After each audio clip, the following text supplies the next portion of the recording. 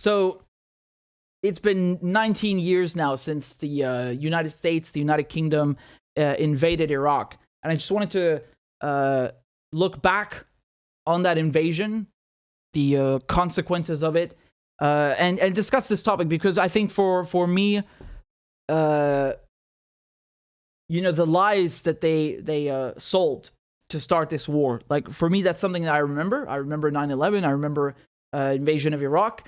I remember when they captured Saddam Hussein.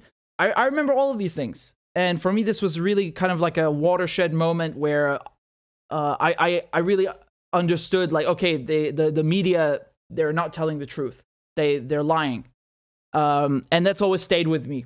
And of course, the human costs of this are astronomical. I think the Iraq War is easily the worst atrocity of the 21st century.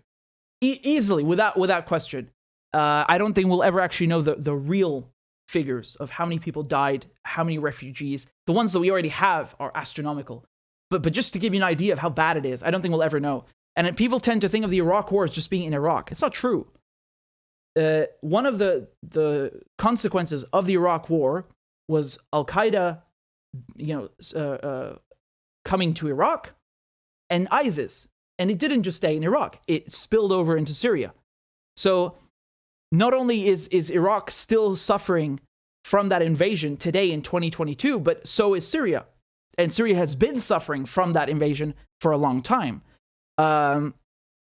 Obviously, Syria's war is its own thing, and Iraq war is its own thing. We should give the proper amount of attention and care to each one. But I'm just trying to tell you that, just trying to convey to you how big this is, how damaging, that it actually spilled over into Syria as well, in terms of terrorism and many other factors as well. But let me just show you again some of the pivotal moments. So something that I remember was the Anthrax Letters. This is, again, I think late 2001, 2002, so it's after 9/11, but it's before the invasion of Iraq. You had these letters that were being sent to Congress, and someone was trying to poison people in Congress by sending them anthrax letters. Anthrax is a nerve agent, right? It's a chemical weapon. And so this was it's after 9/11. It's September and October 2001. And why is this connected to Iraq? Because the invasion of Iraq is in 2003, and this is after 9/11 in 2001. What's the connection? Well, I'll tell you what the connection is. Because the media tried blaming Saddam Hussein for these anthrax letters, right? Here is an article from The Guardian from 2001, and the headline reads, "Iraq behind U.S. anthrax outbreaks." So back then, they wouldn't even say, U.S. officials say. It's just, Iraq is behind these anthrax letters. That's it. Like, it's a fact. That's it. And so they said that, it has the hallmark of a terrorist attack. And they were also saying that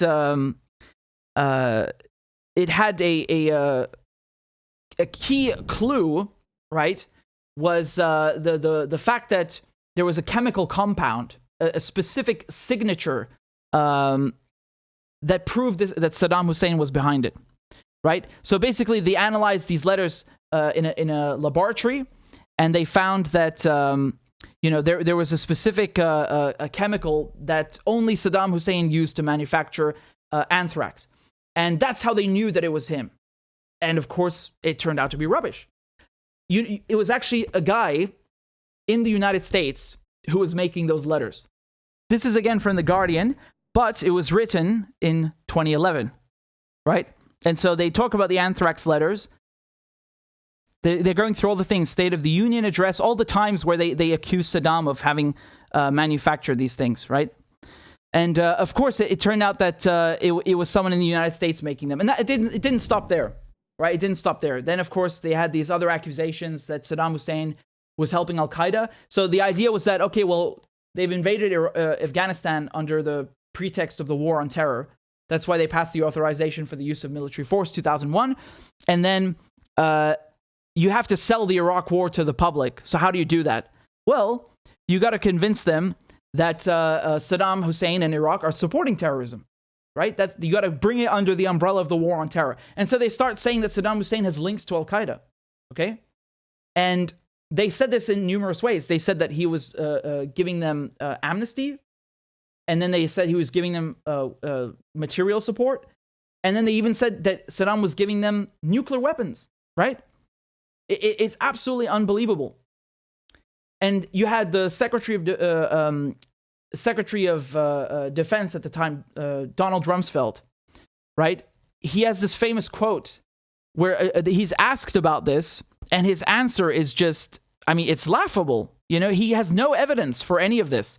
And let me show you that clip, because it's so striking. You can tell that the guy's lying, and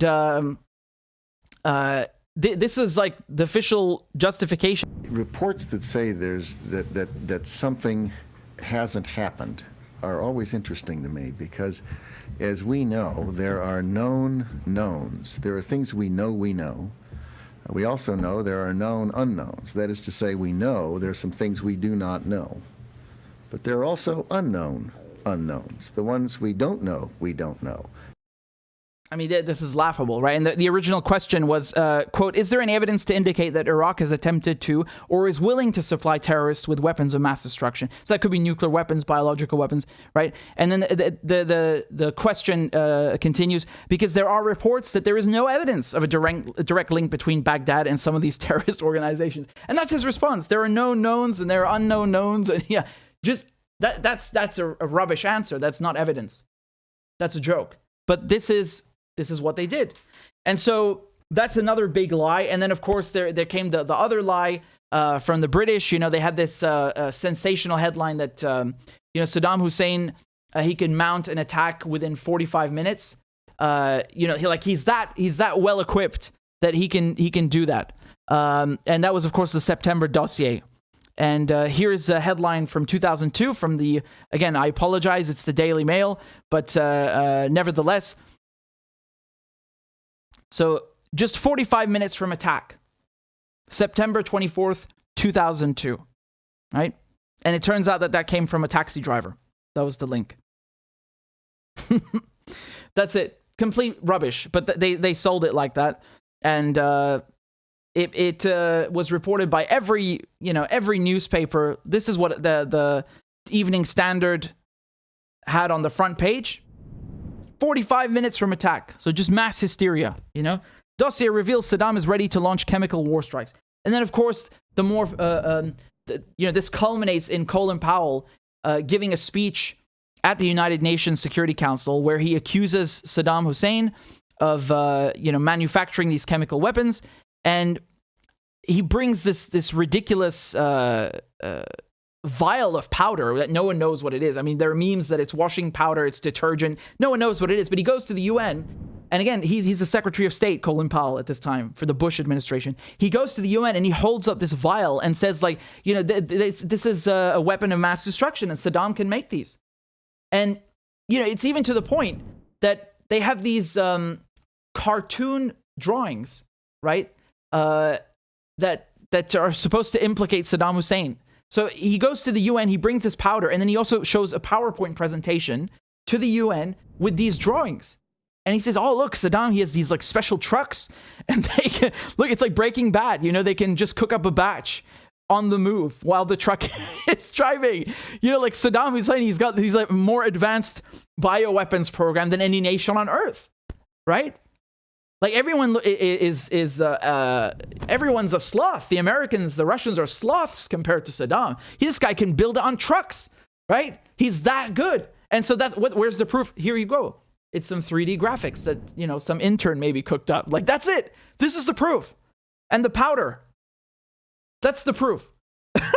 And then, of course, the United Nations, they look at this stuff and they say, no, we're not going to let you invade Iraq. We are against this. That's it.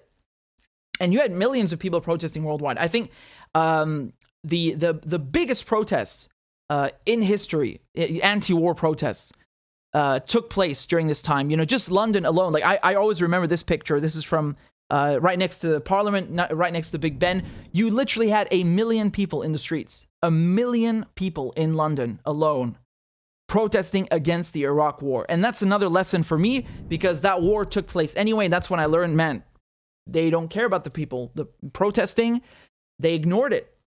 The will of the people was clear, and their governments ignored it. They denied it. And that's not democratic. Right? And of course, Tony Blair at the time, he was just as much, implicated in the lying as George Bush. And, he pushed this claim about 45 minutes from attack and everything else. And there's, of course, the files that come out later in the Chilcot inquiry, where there was this handwritten note from the British Prime Minister, Tony Blair, to George Bush, where he says, with you, whatever. So, he's basically saying, like, whatever you say, whatever you do, we're with you. Doesn't matter if it's true. It just, we're with you, whatever. And he proved that. He proved that, of course. And then you had the invasion itself. And there's this, like, this extremely, this extremely eerie speech that George Bush gives. And I want to play it to you. His 5-minute address from the Oval Office. My fellow citizens, at this hour, American and coalition forces are in the early stages of military operations to disarm Iraq, to free its people, and to defend the world from grave danger. On my orders, coalition forces have begun striking selected targets of military importance to undermine Saddam Hussein's ability to wage war. These are opening stages of what will be a broad and concerted campaign. More than 35 countries are giving crucial support, from the use of naval and air bases, to help with intelligence and logistics, to the deployment of combat units. Every nation in this coalition has chosen to bear the duty and share the honor of serving in our common defense. To all the men and women of the United States Armed Forces now in the Middle East, the peace of a troubled world and the hopes of an oppressed people now depend on you. That trust. So, that's the eerie speech that he gave. And I wanted to show you, I think this was last year. I made a sort of a remix. And of course, Twitter censored my post, but I'm going to show it to you anyway.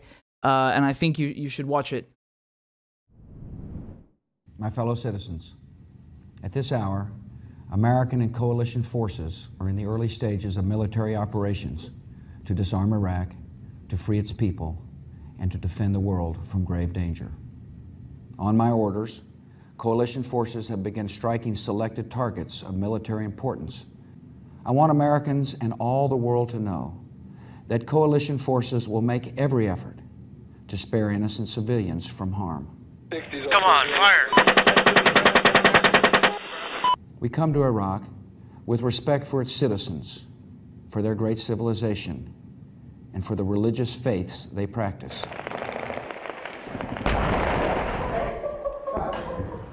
I know that the families of our military are praying that all those who serve will return safely and soon. Millions of Americans are praying with you for the safety of your loved ones and for the protection of the innocent. And you can know that our forces will be coming home as soon as their work is done. We will pass through this time of peril and carry on the work of peace. Keep shooting. We will defend our freedom. Oh, it's their fault for bringing their kids to a battle. That's right. We will bring freedom to others. And we will prevail. May God bless our country and all who defend her. Yeah, so I think that kind of sums it up. And this is, of course, the night of the bombing. So they started bombing on March 19th in the evening, and then the next day the ground invasion, and they called it shock and awe. And here's some of the video of that. You can see them just destroying Baghdad.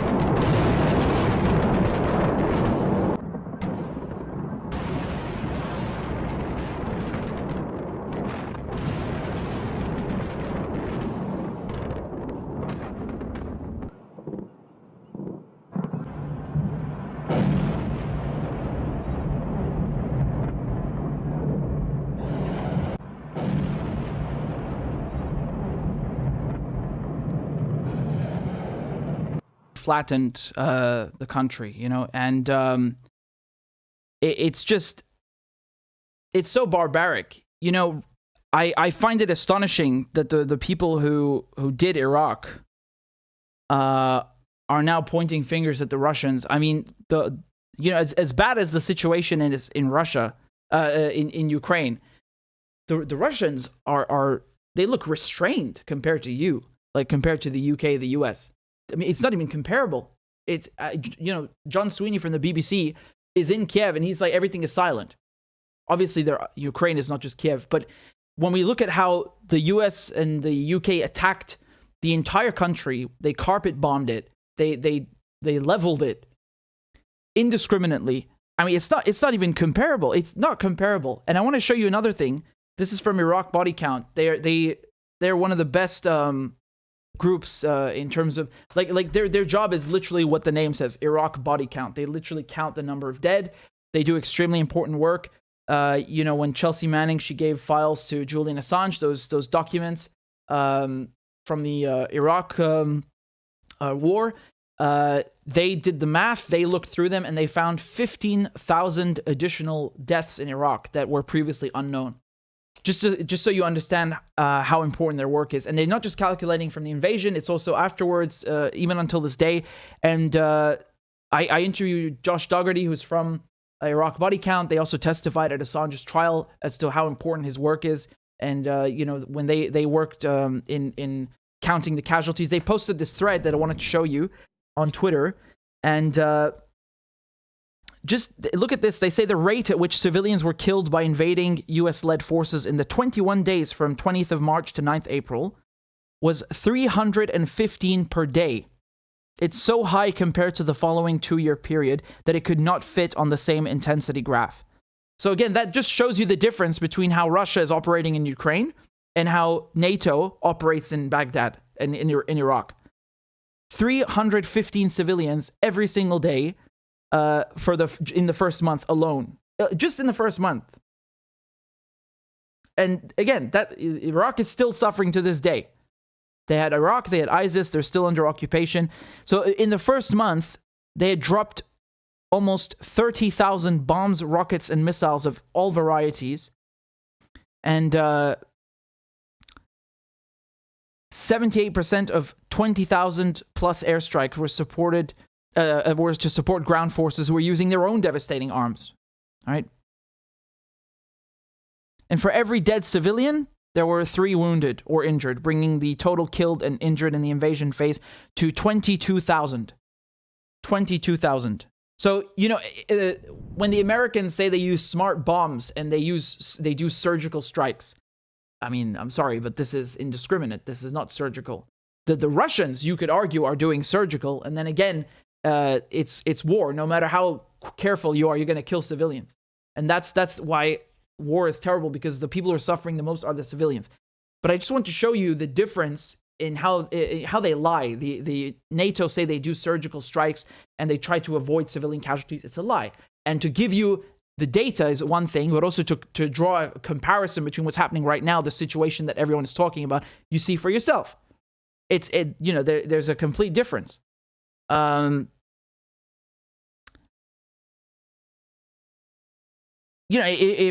It really angers me. And I want to show you another example. Fallujah is a big city in Iraq, very important city. It's called the City of Mosques. That's the nickname.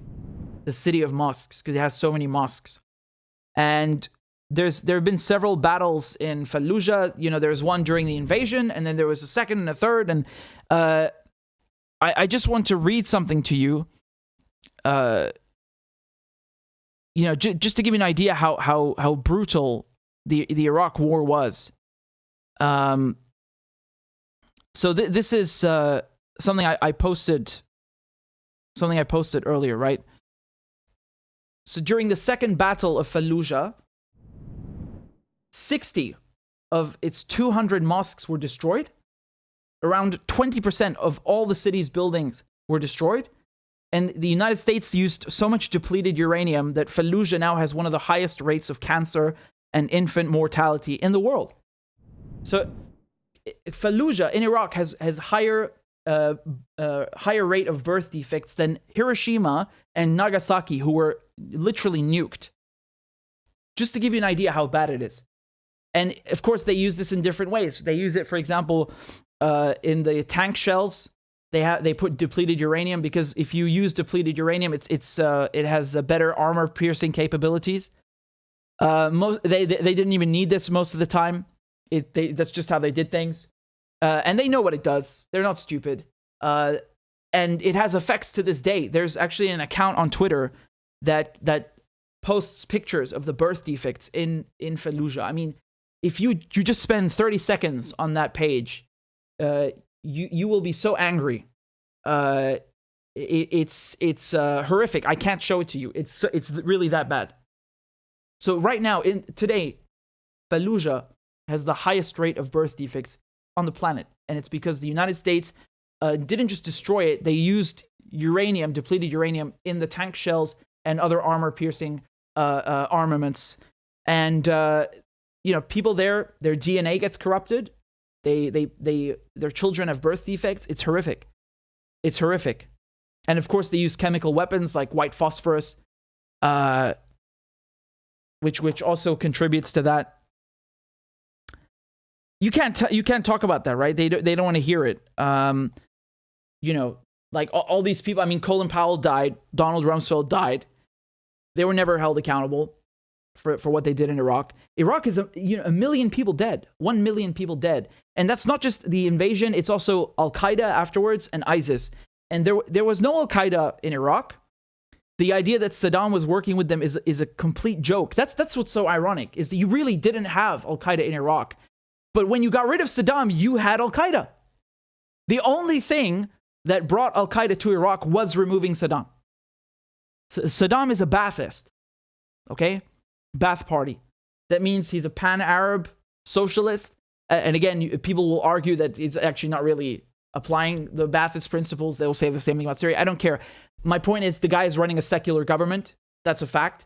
And you're telling me a secular guy like Saddam Hussein is working with religious extremists like Al-Qaeda for what? Like that makes literally no sense.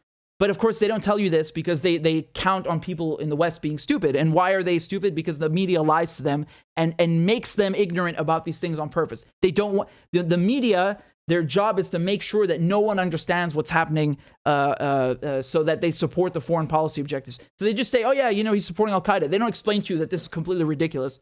They don't want you to know that. They don't want you to know that one sentence that I told you, that Saddam is a secularist, a secular Ba'athist, and Al-Qaeda are religious extremists. That makes literally no sense that he would help them in any way. They're enemies. The whole reason you did not have people like Al-Qaeda in Iraq or Syria is because Assad's government, Saddam's government, despise religious extremists, whether it's Al-Qaeda or the Muslim Brotherhood. They're mortal enemies. So the idea they're working together is absurd. It's so ignorant. It's such an outrageous lie. And the irony is that once you got rid of Saddam Hussein, you got Al-Qaeda. And you got rid of Bashar al-Assad in Syria and certain parts, you got Al-Qaeda. And you have Al-Qaeda right now in Idlib, just with under a different name. Hayat Tahrir al-Sham. And who's working with these groups? The fucking United States and the UK. Because they serve the West's interests, which is let's topple Iraq, let's topple Assad. That's why. Same with the neo-Nazis in Ukraine. That's why they work with them, because they serve their interests. And so you have people right now like yesterday, Bill Clinton and George Bush,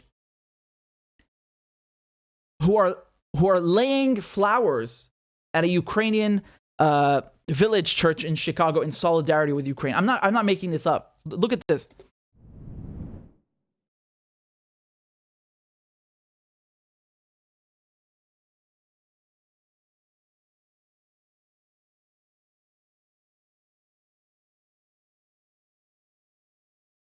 Wow.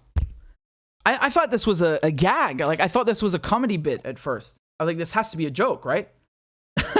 Like, these guys, they suddenly care about victims of war and they have solidarity with invaded countries. I mean, this is absurd. It's like when you see Condoleezza Rice the other day, who was in the Bush administration. She was George Bush's national security advisor. And she's saying, like, invading other countries is a war crime. Bitch, you invaded Iraq. You invaded Afghanistan. You started the war on terror. Now you're going to lecture about war crimes and invading countries? And Bush, this bitch over here laying flowers like he cares about civilians. I'm telling you, man, Iraq is 1 million people killed, and you have millions more refugees. I mean, Syria alone, which is next door, took, I don't know how many million Iraqi refugees, right? And then, of course, the other, the neighboring countries, they always take the largest quantity of refugees, and you have the people inside Iraq who are displaced because of the war. I mean, it's really one of the biggest atrocities. There are stories, massacres that are so brutal. I'm scared to like talk about them because I think YouTube will flag the video. And of course, I don't need to remind you of Abu Ghraib. Again, this is something else. I don't know if I can show the pictures, which really says a lot about about the situation that I can't even, just show historical documents. But, this is one of the milder ones. There are way worse pictures than this from Abu Ghraib where they were torturing people, And they got a slap on the wrist. Like, there's no one in the chain of command who's actually punished. It's just like some people who get a slap on the wrist, like, 6 months in jail or something ridiculous for torture, for disgusting things. I don't know how many of you guys know what I'm talking about, but Abu Ghraib was a scandal where pictures came out, tons of photographs where they were electrocuting prisoners, they were raping them, sexually assaulting them, they were harassing them with dogs, they were just the worst shit imaginable. And no one gets punished for that. No one. Certainly not Bush, certainly not Rumsfeld. And so this is why it's so infuriating when you have these countries that want to talk now about international law. You didn't give a shit about international law when you did that to Iraq. You didn't care one bit. And then, as I said, Al-Qaeda, this spills over into Syria, right? This is what happens when you create this power vacuum, because people think that, we're going to go to Iraq and we are going to install a democracy there, and it's like flipping a switch, and then, from one day to the next, everything will be perfect. You are a fucking idiot. You're a dumbass. You don't know what you're talking about. First of all, you have no business going there. You have no business killing people. Go tend to your own democracy. And you obviously don't understand how this region works. When you get rid of people like Gaddafi, like Bashar al-Assad, like Saddam Hussein, you get Al-Qaeda. That's it. That is the choice. You can have Al-Qaeda, or you can have Bashar al-Assad or Saddam or Gaddafi. There's no in-between. This in-between, this moderate rebel, is bullshit. This is diarrhea that they have sold to you on the news. It doesn't exist. And it's not just proven in one case in Iraq. It's proven again in Syria, and it's proven again in Libya. They also now have, Al-Qaeda and ISIS operating in Libya. And then it spills over, of course, into the other neighboring countries in Africa. Every single time. Yemen, the same thing. You got Al-Qaeda in Yemen now as well, because they've destabilized it, the Saudis, with the help of the UK, the US. This is the choice. And you don't need to be a rocket scientist to figure out that it's better to live under Saddam Hussein or Bashar al-Assad or Gaddafi than Al-Qaeda.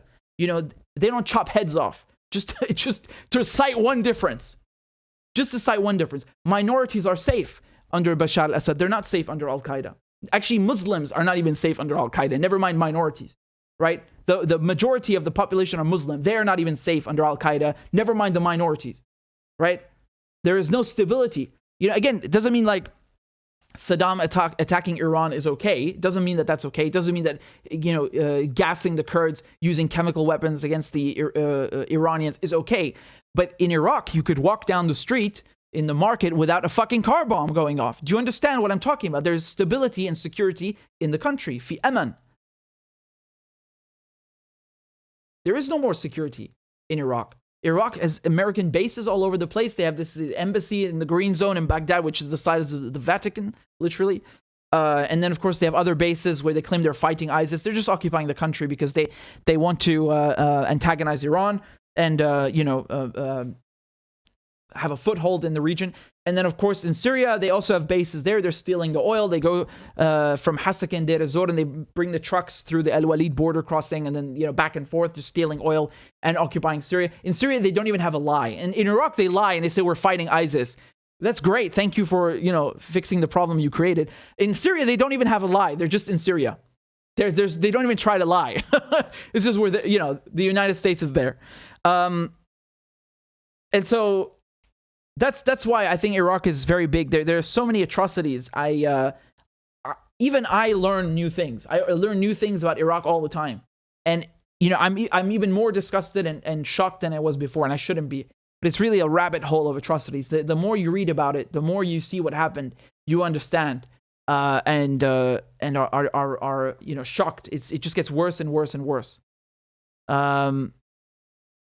It's horrific. It's horrific, and you have people like liberals and neoconservatives who want to come and fucking lecture Arabs and tell us our business and what is better for us. Go fuck yourself. You're an idiot. You have no clue what you're talking about. You don't understand the language. You don't understand the culture. You don't understand the region. You don't understand the history. You don't understand the politics. You're a fucking dunce and a tool of imperialism. Mind your business. If Saddam is a problem for Iraqis will deal with Saddam. Same thing with Bashar al-Assad. Syrians will decide who's their president. Libyans will decide who's their president, not you or someone sitting in Washington, D.C. or Whitehall. Mind your fucking business.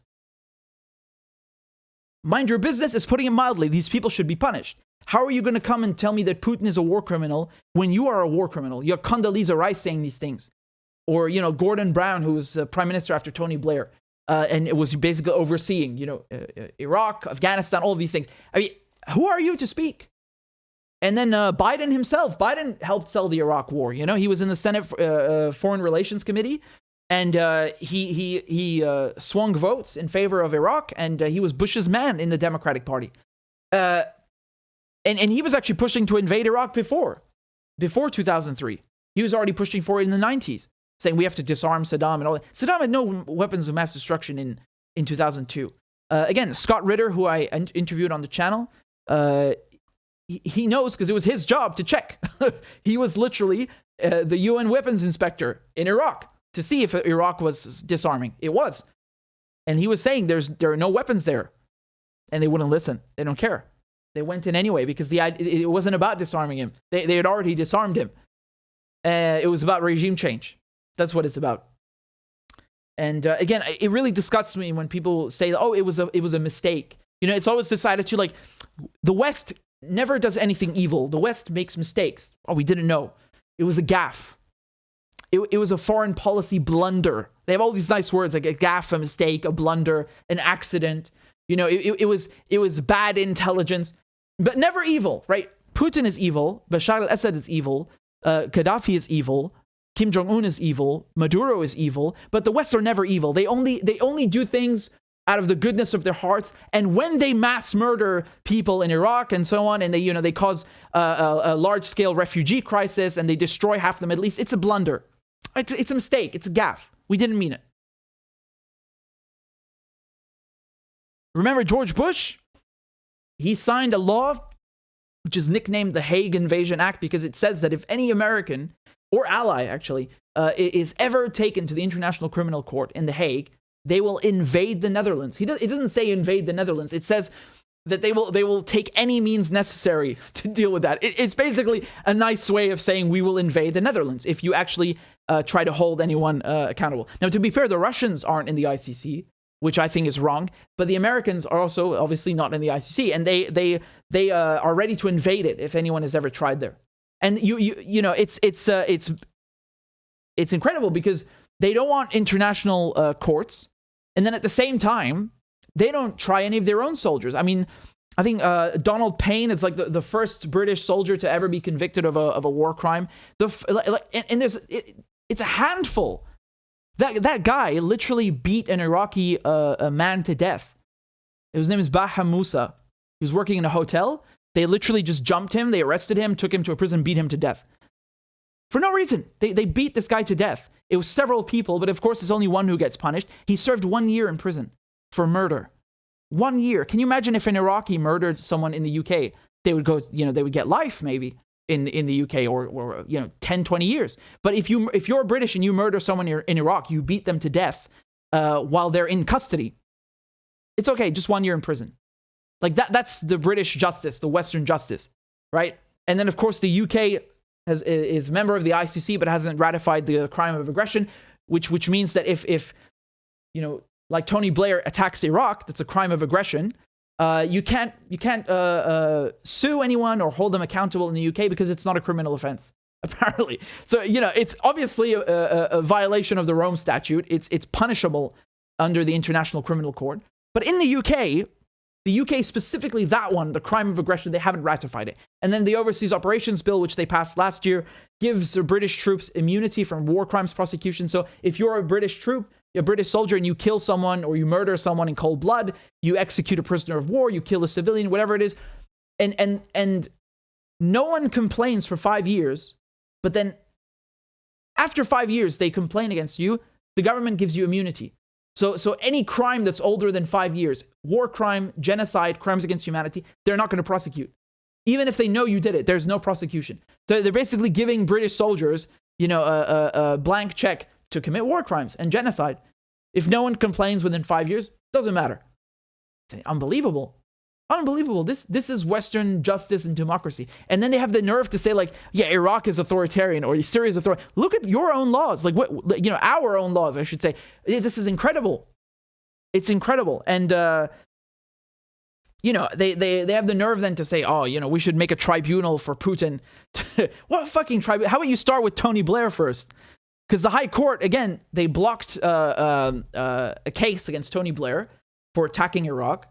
Why? Because, as I mentioned, the UK has not ratified the crime of aggression. Very convenient, right? So the only person who's actually in jail because of anything related to Iraq are not leaders who started the war. It's Julian Assange, because he published evidence of their crimes. So that, you report about the Iraq war, you go to jail. But if you start the Iraq war, it's okay. Wow, some really fucking interesting legal systems you got there. Amazing, right?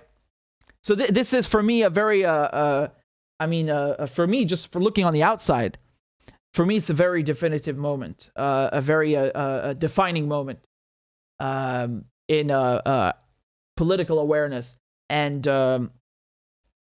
it's several things. It really showed you how the media lie. You had Judith Miller at the New York Times, the Washington Post, the BBC. They all sold. They were all complicit. Sky News, they all did this. I saw it with my own eyes.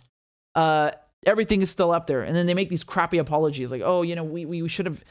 The New York Times issued some tiny apology after it turns out there are no weapons of mass destruction. We should have done our due diligence. What good is that?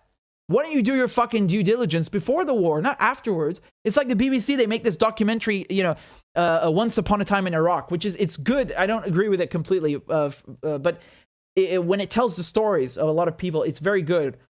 It's very gut-wrenching. But what's the point? You're coming here 20 years later and trying to show, the invasion was really wrong. Why the fuck didn't you say that before the invasion? Why do you wait till after a million people die till you say that? It's unbelievable. And that is what you have to understand, is that when it's always in the moment that the propaganda is the heaviest. Right now is the worst time, is the time of mass hysteria, because just like when they were about to invade Iraq, you couldn't say the WMDs are a lie. Saddam is not working with Al-Qaeda. You couldn't say that, because then they say you're a Saddam apologist. If you criticize the war on terror, they say you're a terrorist sympathizer. You're sympathizing with Al-Qaeda. You're unpatriotic. You're a terrorist. And right now it's the same thing. If you say there are neo-Nazis in Ukraine, what's up with those biolabs? They crucify you. You are a Putin apologist. You are a murderer. You're siding with the enemy. It's the same thing. It's a mass hysteria. And then, several years later, when the truth comes out, it's too late. What good is it then? So that's the trick that they pull, right? They try to censor you. They call you names. They insult you. They attack you. They do everything except addressing the argument. And that's how you know that you've won, because the liberals, they cannot defend their positions. The neoconservatives cannot defend their positions. They're imperialists, capitalists, murderers. And they start these wars for profit and for the sake of expanding U.S. hegemony. That's what's happening in Ukraine. Is nothing to do with Putin being mad or whatever bullshit argument they make. It's about NATO expansion. Even if you didn't have neo-Nazis in Ukraine, the fundamental reason that this whole crisis started is because NATO said in 2008 they want Ukraine to join, and that is a red line for Moscow. And you can't say that. They act like you just invented that, like it was just invented by the Kremlin. No, the West knows this. That's why they promised not to expand NATO since the 90s. The Russians know this since anyone ever heard of Vladimir Putin. Vladimir Putin was a fucking nobody when Russia was talking about don't expand NATO. So don't come here and tell me like he invented that last week or some shit. This is ridiculous. It's absurd, but you can't talk reason. This is one of those mass hysteria times. And the tricks are the same. It's just the names that change, right? terrorist sympathizer, Saddam apologist, Assad apologist, Putin apologist. They have all these colorful, nice terms to shut you up, but they can't address the arguments. They can't defend their positions because, they don't like the truth. And that's why liberals, they push for censorship and deplatforming, and they attack you and insult you and they smear you and make up lies. That's what they do to distract, to take away from the subject, take the attention away from what they're doing and then attack the messenger instead of addressing the message. And this is a phenomenon that's still here today. And, even George Galloway agrees with me. George Galloway was in Parliament at the time, and he was warning about Iraq. And, he's very interesting. He went to the U.S. Congress to testify. You should really watch that. And he grilled them and he roasted them. They were accusing him, to his face. They're saying, have you been bribed by Iraq? Are you getting oil payments or something like that? He grilled them. That was brilliant. That's one of the best congressional hearings you'll ever see. So, George Galloway was warning about this at the time. He's very well aware of the mass hysteria, and he agrees with me. This is very similar, what's happening right now. And, you can't speak the truth because they don't want to hear the truth, and then they only care about it when it's too late. This is something that George posted earlier that I wanted to show you. He said that, quote, where did the 19 years since the invasion go? Into the graves of millions, into the war chests in trillions, into more and more war, never-ending war. Iraq was supposed to terrify the world with America, with American power, but nobody is terrified anymore. It's a new world. Know it. And he mentions the trillions. Remember, when the Iraq war starts, when the war on terror starts, who's the vice president? Dick Cheney. And even at the time, a lot of people used to say that Dick Cheney is actually the president. He's really running the show. Bush is just an idiot. One interesting thing about Dick Cheney is that, just before becoming vice president, do you know where Dick Cheney used to work? He was the CEO of Halliburton. And Halliburton is, again, one of these enormous corporations, U.S. corporations. They made money from stealing Iraq's oil, from plundering the oil. Everyone knew at the time they're going into Iraq for the oil. And, of course, from military contracts. So, they do a bunch of different services for the military-industrial complex in Iraq, in Afghanistan, and all over. So, he made trillions for his friends in the military-industrial complex and his former companies. Just like right now you have the Secretary of Defense, should we call the Secretary of Offense under Biden is Lloyd Austin. Where did Lloyd Austin work until last year? He was a board member at Raytheon, which is a weapons manufacturer. You talk about a conflict of interest. They're shameful. They're really shameful. And it's really heartbreaking what they did to Iraq. I'm so sad. I'm so sad for Iraq. I'm so sad. They didn't even spare the ruins. I was telling you how upset I was how they destroyed Syria. ISIS blew up the arch at Palmyra, which again thousands of years old. Everyone left that thing alone. ISIS blew it up. They blew up the infamous arch of Palmyra, the gate. The best preserved medieval castle in the world is in Syria, Hague des Chevaliers, damaged in the war. The Umayyad Mosque in Aleppo, leveled. The souk, the bazaar in Aleppo, destroyed, burnt down. These are UNESCO World Heritage Sites. It's not even just for Syria, it's humanity. They destroyed these places with their war. And in the United States attack on Iraq, they destroyed Babylon. Saddam was trying to rebuild the ancient city of Babylon. I don't need to explain to you what Babylon is, right? And again, remember, this is the cradle of civilization. We're talking about Syria, Iraq, Mesopotamia. This is where everything started. This is where writing started. This is where farming started. This is the source. This is the cradle of humanity, the cradle of civilization. I've been to Ghraib in Syria. I've seen I've been to the archaeological site, how they're digging,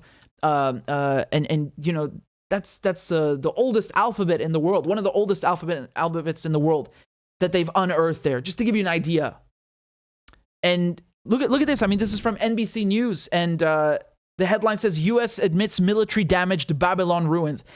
How disrespectful, how ignorant and savage can you be to do such a thing? Where's the responsibility here? They not only kill the people, they even destroy ancient history. Babylon, We're talking about Babylon. Man, it's infuriating. A senior U.S. military officer said he's willing to apologize. Fuck your apology, man. Your apology is not going to bring back ancient history. Oh, man. So the BBC reported that after the 2003 invasion of Iraq, U.S. Marines built a helicopter pad on the ruins of Babylon and filled their sandbags with archaeological fragments from the ancient city. Oh my God. I'm so fucking angry reading this. This makes my blood boil, really. This makes me so furious. Vibrations from U.S. helicopters caused the roof of one building to collapse. My God. Oh my God. Oh my God. I mean, this is... How can you do this shit? Really, this makes me... I'm speechless. I'm so fucking mad at this. And look how they justify this shit. Look what they say then, right?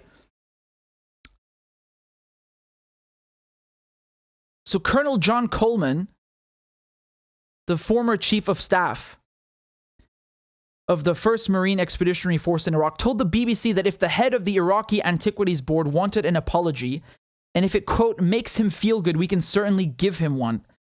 But he also asked, if it wasn't for our presence, what would the state of those archaeological ruins be? Not destroyed? What kind of a question is that? No... Those were protected under Saddam. Saddam was not just protecting Babylon, he was trying to rebuild it. What does that mean without our presence? You literally destroyed the fucking city. You destroyed one of the most important places on the planet. And then you're saying, oh, like, you know, what would you do without us? Oh my God, this makes me so angry. And of course, the original gate of Babylon, where is it? It's in Germany. You know, Germans stole it I think it was during World War I.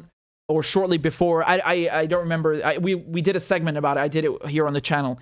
But some German archaeologists basically stole it. They dismantled it and stole it and brought it to Berlin. I've seen it myself. It's in the Museum Insel. You know, and the gate is so big they can't even fit it into their shitty museum. So the bigger part of the gate is in storage. Like, you know, let's not give it back to the Iraqis where it actually fucking came from, where we stole it from. No, let's put it in storage. Fuck you, honestly. They have no culture, so they have to go steal it from other people, you know? Same thing in the US, same thing in the UK. There's no culture, there's no history, so they have to go steal it from Africa, they have to steal it from the Middle East. I mean, it just speaks volumes, right? This makes me so angry.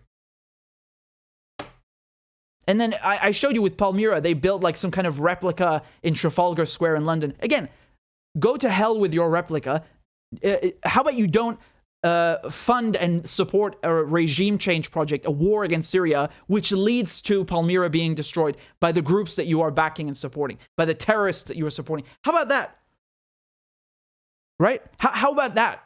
Instead of your crappy 3D model that no one cares about, your fake replica, your cheap replica, your garbage. Again, like at the end of the day, these are just rocks. I appreciate the value of this more than anyone. But my point here is that the way that they kill people, like we're just talking about the historical stuff, the human cost is the most important thing. And 1 million people killed by the invasion, and then by Al-Qaeda, and then by ISIS. And all of these are a direct result of the invasion of Iraq. And Iraq is still under occupation. Syria is still under occupation. Libya is still destroyed. All this war on terror, we're still living through the consequences of that now. And then they have the nerve to talk about Russia. Russia is a saint compared to the UK and US. Really, look at what they did with the war on terror. 19 countries they have bombed. That's just the ones they admit to. And irreplaceable history they have destroyed. Millions of killed. Millions turned refugees. I mean, it's so evil, it makes everyone else look normal. You know, it's unbelievable. And the hypocrisy, the hypocrites want to point the finger at other people. Look, man, as long as there's no accountability in the West, I don't want to hear anything about Putin.